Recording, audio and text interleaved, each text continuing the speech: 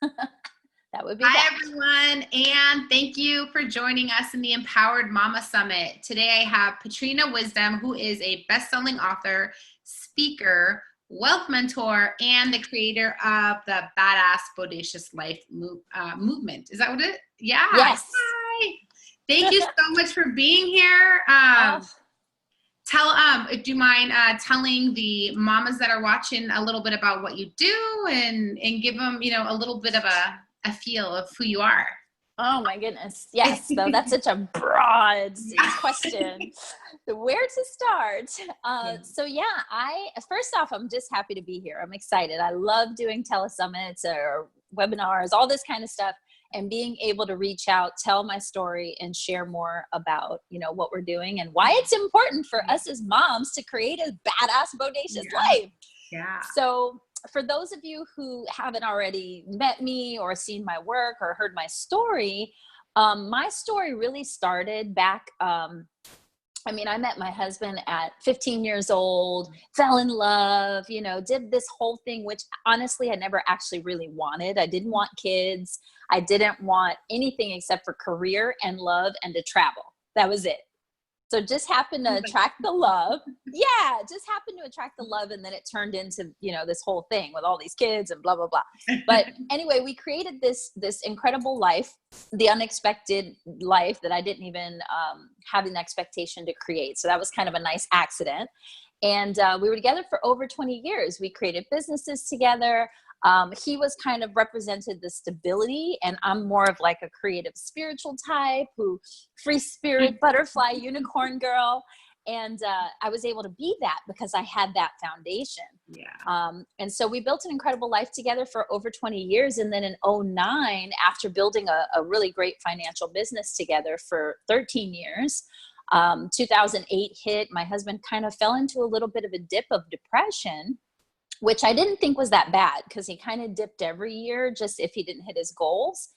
And come January of 2009, my husband woke up one morning, he put on his suit and tie as normal, grabbed his briefcase, gave us all a kiss goodbye, told us that he loved us, and walked out the door knowing he was never coming home again. He went missing for about 24 hours, which was crazy, devastating, texting, calling, didn't know what happened. And then January 7th of 2009, I found out that he had committed suicide. So this was the same day that I also found out I was pregnant with my fourth child, and it was my daughter's 13th birthday. Yeah, take a breath. Wow. So in an instant, my whole world just completely changed. And I went from being this very free-spirited, like kind of get to do what I want to do because I had the foundation of the husband, always been an entrepreneur, to now I'm head of household. I'm single mom of 4. I've got to handle the finances. I inherited our financial business, which was his dream, not mine. And it was just like an oh shit moment, if I can say that. Yeah. So, well, that's what I'm like, holy. Yeah. So what's interesting is that even despite the trauma, the devastation, the grief, like just everything that I was feeling, right? There was actually a peace within me, believe it or not. It sounds strange, but I'm one that truly believes that everything happens for a reason, right? So a lot of people say that, but I truly believe that. And so there was a certain amount of peace right out the bat that in order for something like this to happen to me, that there had to have been a greater purpose for me in this earth, right? In this life. And that I kind of committed myself to figuring out what that looked like. Yeah. Right. So what happened then once he passed is that I then inherited the business. I took over the business, got that underway. And what I realized pretty immediately is that my mission here on this earth is to become this badass, bodacious woman who can fight through this adversity, become a victor over this victimhood, make my story my glory, and show other women, other moms, that it doesn't matter what the heck you've been through, that you can come out on the other side shining and still having your light and your joy. And so that really has become my life's mission, which then has spilled over into my work with speaking and coaching and empowerment retreats. Yeah. So yeah. Thank you for sharing that. And that was kind of, one of my questions was, do you always had you always lived a purpose-filled life, or what was your turning point? And I mean, I think it's fair for me to say that this was a turning point for you, in which you really have to kind of sit back and be like, okay, how am I going to, find the silver lining in all of this and use it, for yes. Well, the interesting thing is I've never had an easy ride, right? Mm-hmm. And looking at me and feeling my energy and being around me, you don't get that, right? People think I was born with a silver spoon in my mouth and that everything's been fairy tales and glitter all my life. And that's just not true. Yeah. So, I mean, I was born to a single mom of 16 years old. We struggled. We were always broke. It was very glamorous. We were gorgeous and we were smart. But behind the scenes, behind the curtain, behind the mask, it was a freaking mess. And on that topic, it's, because I've read, your book, and I love, this shameless plug. Yeah. Pick it up on Amazon. It's true. Like, I think as mothers, we're always like, oh, we have to be, like the Pinterest mom, or we need to do all the things that everybody else is doing and make homemade, pureed, all of those things. And it's like, motherhood is hard work, and, and it's not for punks. And so one thing that I love that you talk about in your book is about the idea of these masks that we wear. Yes. Right. Yes. It's like, oh, that's my mask. I don't remember which one it was, but I remember clearly identify. Well, there's probably like multiple masks that I've identified with, and the idea of wanting to shift. Do you want to tell the moms that are kind of watching a little bit about this mask concept? Not necessarily, all of the different ones, but it's interesting. There's so many masks that we wear, and I think I would say two of the ones that we as moms and we as women struggle with the most is the mask of perfection. Mm-hmm. Right? And the mask of the good girl, right? Like, oh, we don't want to upset anyone. We don't want to make waves. We don't want to stand out. Hi, I'm a Black woman who's 6 foot tall with a blonde afro and green eyes. How on earth did I ever think I could not stand out? There's no blending in for you at all. There's no blending in. And I spent my whole life trying to freaking hide, right? So it wasn't until I really got to learn and accept who I am at my core, and it was easy when I had my husband in my life because, he was the grounding. He's like the normal one and I'm the crazy one. And that was just my role, right? That was my role. But then figuring out how to integrate all that and still be all of who I am and take on this role as the responsible person who paid the bills and took care of things. Not a fun role, by the way. You have to take off that mask of perfection. If I had tried to be perfect little, mom with the apron and baking cookies every day, I would have lost my freaking mind, right? So I had to learn to let all of that go. I had to learn that sometimes life gets messy. And it's not always pretty and it's not always fun, and just accept that. And once you surrender to that and expect it, right? You're prepared for whatever. So it's been a really fun ride. And I'll tell you, one of the things that I'm most proud of for myself along this journey is that I documented the whole journey. Like, what did I do to move through it? And how did I recreate myself? And I want to say we're giving away a free gift on this call, right? So this is actually what was created. The Awakening Life audio was created through me documenting the steps of recreation and really figuring out who I am. So it's awakening self-esteem, awakening true self, and awakening creativity. Because that's what it took for me to, work my way back up to being this vibrant, woman. And I love that that you bring this idea of kind of like recreation, right? Because I think, the summit talks about, living a purpose-filled life. And I think sometimes people get so caught up on this, like, one purpose. They have this one purpose in life, and that's kind of what they stick with. And if anything veers off course, they're like, holy shit, what am I doing? Yes. What's happening? And they lose it. Right. And then depression hits, or, they just anxiety and overwhelm. But this idea that recreation happens based on, life circumstances, just who you are and how you're evolving. And so I love that, that you mentioned that, and that your free gift kind of is focused on that, because, we go from, and feel free to chime in here, but we go from, school age kids that are learning kind of the world, learning life. And then we get into high school where we're doing more exploring. You either, are a rebel in teenage years, and then you get to college or whatever route, into the job force. And we kind of, I just lost my train of thought. We conform. We lose ourselves. We conform and we lose ourselves. And then it's like, okay, well, now I'm working this job, and now I'm getting married, and now I'm a mom. And so our titles are, I don't know, for me, an attorney. I'm an attorney. Okay, so that's what I'm supposed to do. But when you turn 30 and you're like, what am I doing? This is it? Like, this is what I worked so hard for, and this is it? No, it's time to change something, shift things a little bit.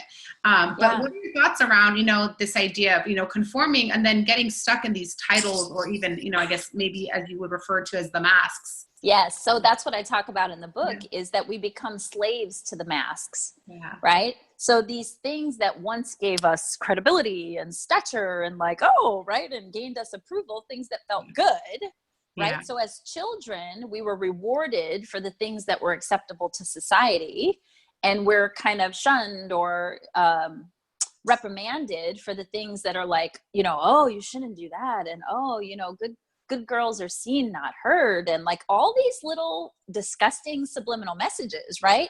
And what it does is it starts to cap and suppress who we really are. We no longer give ourselves permission to be all of what we are, right?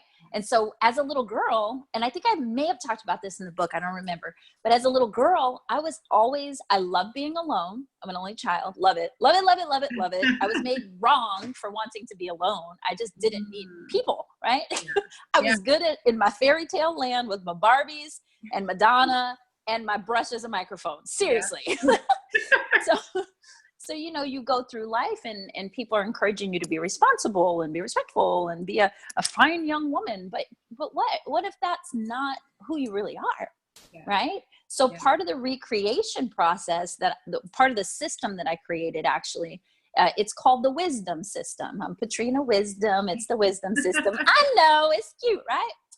So if you break that down, just to give your audience some very tangible things that they can do, right? Because we can talk about it all day about how we need to connect with our true selves, but how do you actually do that?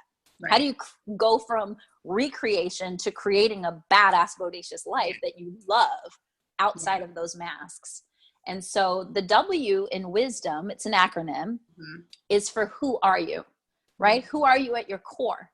And so in the audio that you guys are all going to receive, there's actually some journaling to go back to like, who is that 3, 4, 5-year-old little girl, and what did she love? What did she love to do? What were her natural gifts and talents? The I is identify. So identifying your disempowering beliefs, habits, languaging, all of these things that keep you from being fully expressed and keep you from what you actually want to create in your life. The S is sacred self-care, right? So putting ourselves first. Oh my God, the moms, right? Putting ourselves first, fill our cups, and then serve from the overflow in the saucer, right? So the reason I call it sacred self-care is because if we treat ourselves like we are God, God lives within us. We are the temple, and we take care of ourselves in that way, then we can just serve all day long and never get tired. So that's the S. And then so that's all the kind of self-work piece. Then the D is once I know who I am and I know what I'm here for, I know my natural gifts and talents, my passions, now I need to declare it to the world. This is who I am. Masks off, right? Like, let the freak flag fly. Amen. Put your kids on notice, put your friends on notice, put your parents on notice, and just come out in a sense, right? Like, don't rip the Band-Aid off slow, rip it off quick, and just let people know who you are.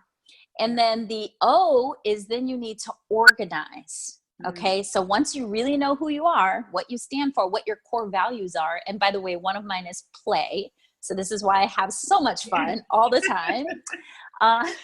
But play is one of my core values. Funny enough, so is freedom and so is security. Ooh, that one's tricky. But anyway, once you know your core values, then you can build your life upon that. You organize everything that you do according to your core values and who you really are. If it's not a fit, it's a no. And the way I tell people is it's either a yes, a no. If it's a maybe, then it's a no, right? That's the gauge. And then the M is move into action with accountability and support. So find your tribe, right?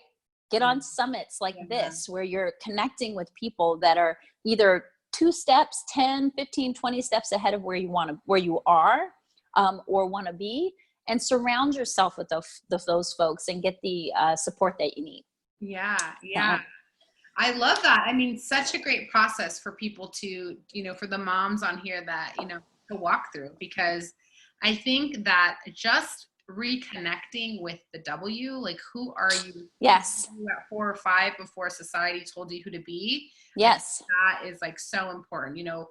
Who are you as a woman before you became a mom? Exactly. I work with clients and sometimes they're like, I used to be so fun. And it's like, you still are. Like, you have to just kind of, go back in and do that inner work to pull her back out, because she's still there. Like, it's not something that you lose. You just have to, reconnect with her. So and that is true empowerment. That is true empowerment. I mean, we go from our parents' homes to, usually a marriage, right? And so we go from listening and being told what to do from our parents. We get a job where we're told what to do, right? And then we get into a marriage where we just hand over all of our livelihood to our husbands and our whole financial situation and everything. Here, you handle it, right? Yeah. And so one of my biggest passions and what I've reincorporated over the last year is actually my financial business that I had with my husband.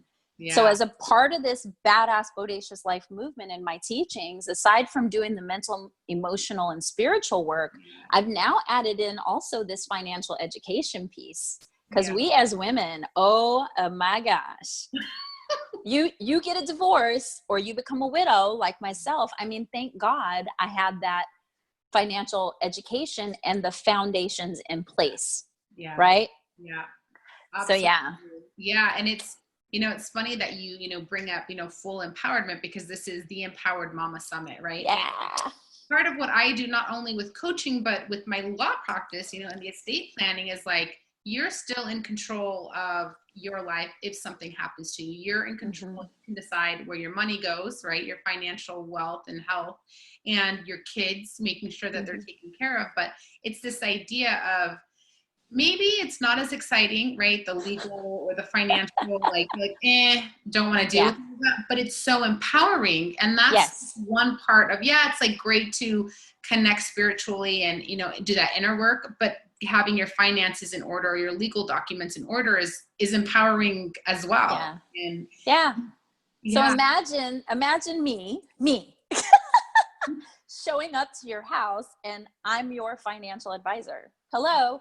So it's so interesting that something that I always looked at as my husband's thing has now come back full circle. I've taken ownership of it and I'm doing it my way. Like, I'm not, again, that's my theme in life, right? As I'm going to do it my way. Yeah. And so I show up as Patrina Wisdom everywhere I go. I'm going to laugh. I'm going to joke. I'm probably going to say something completely inappropriate. I love it. People love it. Women love it because they can relate to me and they hear my story. And it's like, look, I've been on all sides of this situation. I've been the one who depended on the man. I've lost the man. I've had to figure out the finances on my own. Like, these are the steps you need to take to be financially secure. Yeah. So. Yeah. So in terms of, what exactly would you say like the word empowerment means Mm-hmm. to you?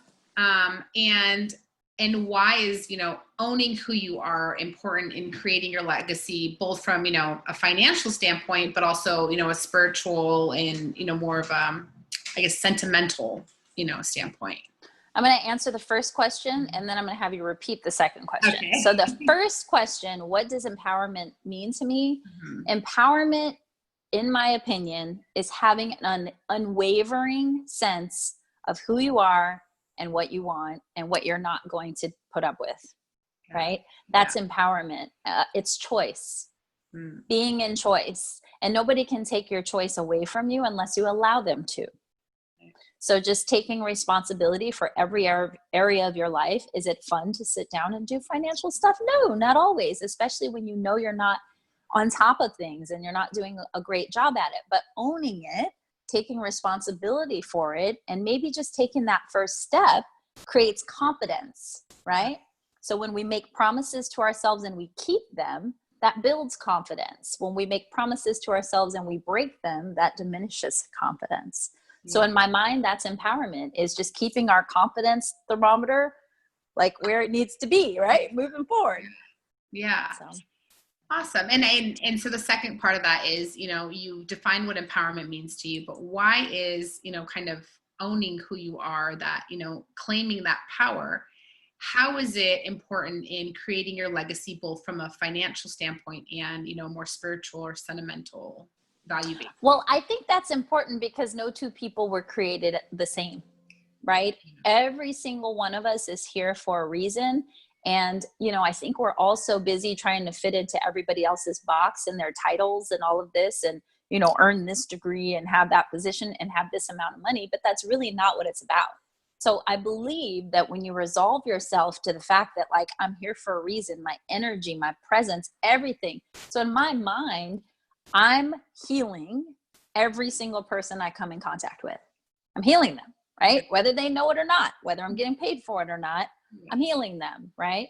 And that's true power, I believe, because if you take away the titles, if you take away the money, if you take away everything, what's left? Your spirit and how you affect people on a day-to-day basis. Yeah. Yeah.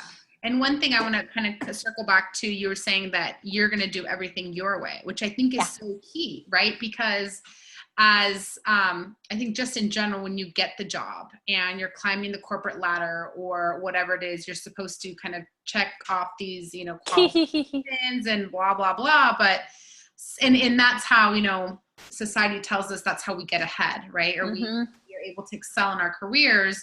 But, what would you say, I guess, to the mom who is kind of stuck in a career and this topic of do it your way? What would you say to her in terms of either getting out of the job or just doing it her way and the risks, right? Yes. Yeah. So what I would say is that you have to have the courage to risk freedom. You have to have the courage to risk freedom. And I think I have a benefit I realized at a very young age that I am not the employee type. I'm quite unemployable. Now, I can be a great employee for a time and for a purpose, right? Yeah. So there were a few times that I went back and got jobs because I was pregnant and I needed the insurance. And I was a beautiful employee until I was done. But I think part of that is, freedom equals entrepreneurship, bottom line. Yeah. Freedom equals entrepreneurship. So find a bridge, find something that you can stick your toe in and kind of test out entrepreneurship and start to build those foundations, or just have it as an add-in, right? So everybody makes life so either or. Yeah. I like to say that I'm an and girl, right? So it's like, well, what if I want both, right? I get to have both. I choose both, right? So if you're someone who loves having a job or who enjoys having that security, do it, have that. But I'll also have a little taste of entrepreneurship on the side, right? Yeah. So it's just the courage. It's not an easy road. Let me not make it seem so easy to be a badass, bodacious, I'm doing it my way kind of girl, because you're going to piss a lot of people off. And, you know, what happens when you own your power, when you really step into who you are, is it threatens other people. It's like, oh crap. Well, if she's doing that, then what's that say about me?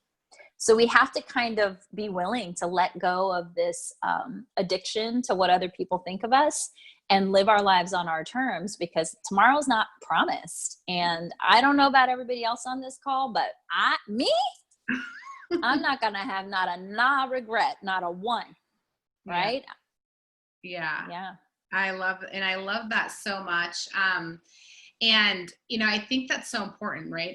As we create our legacies, and it's really kind of a day-to-day thing, right? Every day, every decision that we make is creating our legacy. And, what would you say legacy means to you? Like, what is that for you? That's such a great question. I love to hear all the answers to this question, because it's so, I mean, go ahead.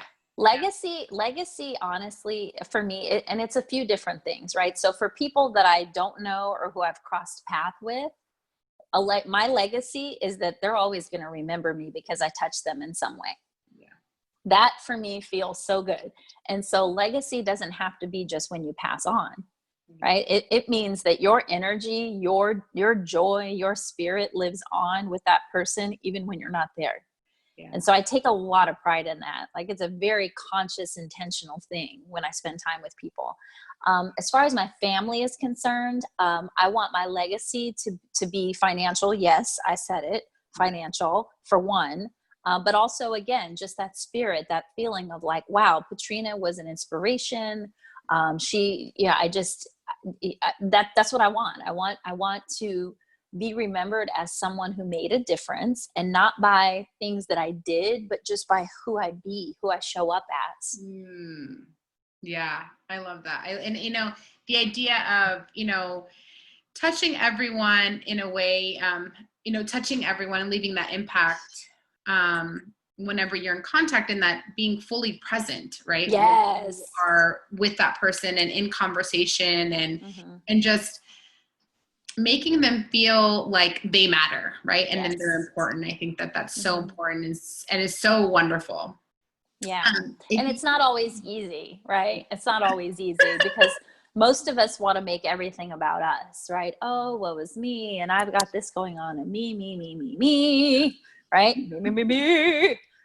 You got to shift from me to we and make it about someone else, you know, just really being more intentional about how we're showing up and how we're touching other people, I feel.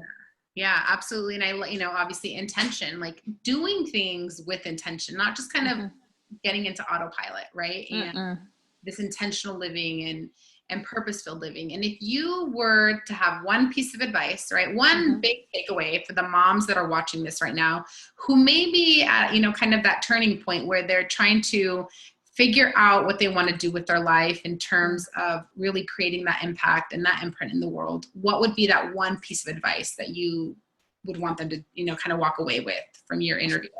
For me, the answer is always fun. It's always fun. Find a way to reconnect with your magical child, with your unicorn, your fairy tale, you know, chick inside of you, because we all have it, right? And so for me, that could look like singing. It could look like dancing. It could look like a lot of sex. Yes, I said it. It could look like masturbation, right? I talk about masturbation, sacred masturbation in my book.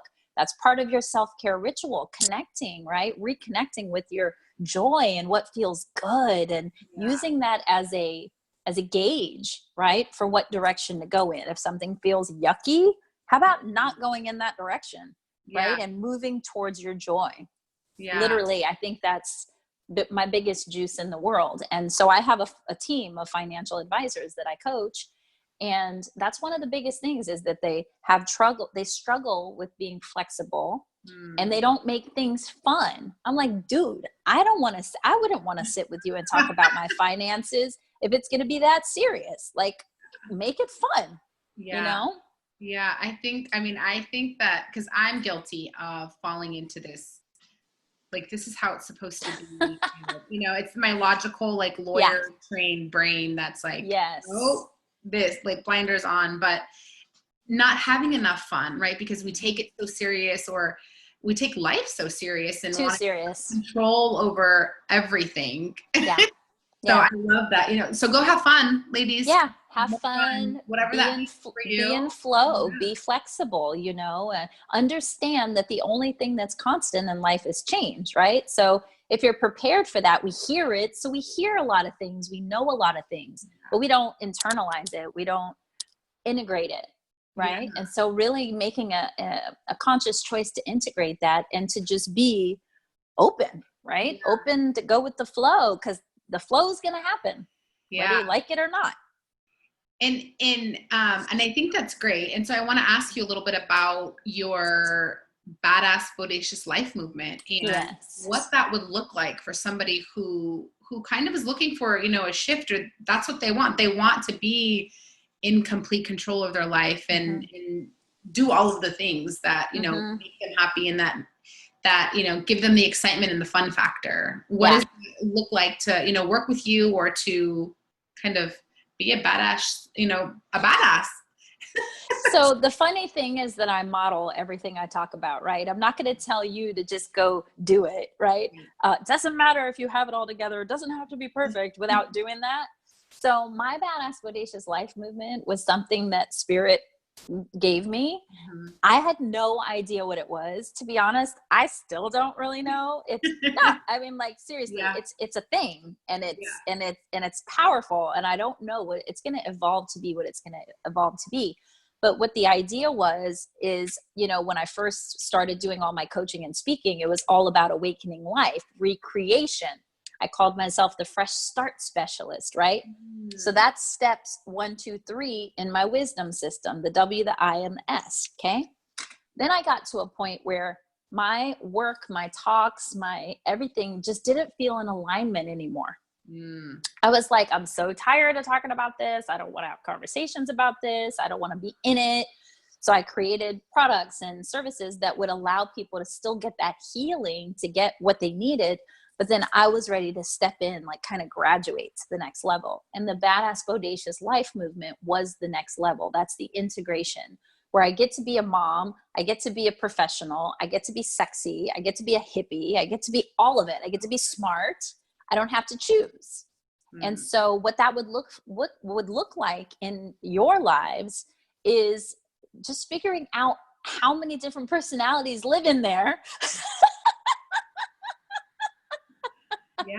And knowing which parts you've been denying so that you can allow them to come out and play, right? So as moms, especially, I've got 4 kids. How many do you have? Just one. Just one. Okay. I've got 4. I've got 21, 19, 11, and 7. Okay. So a span. And what we know as moms is anything that doesn't get scheduled doesn't happen. Right? So if there's this inner dancer, be a swan, Minerva, be a swan inside of you, then schedule time for Minerva to come out and play, right? If there's a seductress in there, then schedule time for that person to come out and play, right? So you have to express all of those parts of yourself, or you start to feel like your soul is dying. To me, that's what the Badass Bodacious Life movement is all about. Oh my goodness. I love that so much. To my core around you have to let that part of you, that woman, right, that version come out and play, otherwise she dies off. And then it's totally, and that was and you're incomplete. Incomplete. It's like somebody cut off your arm, right? But they expect you to function normally. It's like, no, that's not how it's going to happen. So you don't become a mom and then all of a sudden you're not a sexual being. No, that's a myth. How did you become a mom? Right. You know, and I don't care what anybody says. That doesn't just turn off because you became a mom. I'm sorry. Yeah. Thank you so much. I love all of, everything you had to say. And I love, the fact that is it an audio that you are? Yes. So life. This will be an MP3 download. I always keep my hard copies too. My daughter laughs at me. She's like, you're the only person I know who keeps your products around the house. I'm like, whatever. So I love it. I'm a very hands-on person. So I love that. Yeah. So yeah, you guys will get the Awakening Life for free, and then you can go online and pick up Motherhood's Not for Punks on Amazon. Go And and get it. Yeah. yeah, it has the workbook style in here. So, and a lot of the Awakening Life stuff is in here. So it kind of can act as a workbook as well. I don't know if you can see that because of the light, but woo, there we go. So anyway, I definitely think they're companions to each other. And if you do that, I mean, you're well on your way. You save yourself like $60,000 in coaching if you just go freaking listen to the audio and do the book. And then if you still need support, reach out. I'm happy to support you. Thank you. And do the work. I think the key is, right, is like you got to do some work. You got to do the work. Happen. Yeah, you got to create space for that. Yeah. Yeah. Awesome. Thank you. Yay. Thank you so much. And you'll get all of Patrina's contact info and that MP3 so you can listen to that, do the work, and then reach out to her if you have more questions. Thank you all for being here, and we'll see you in the next interview.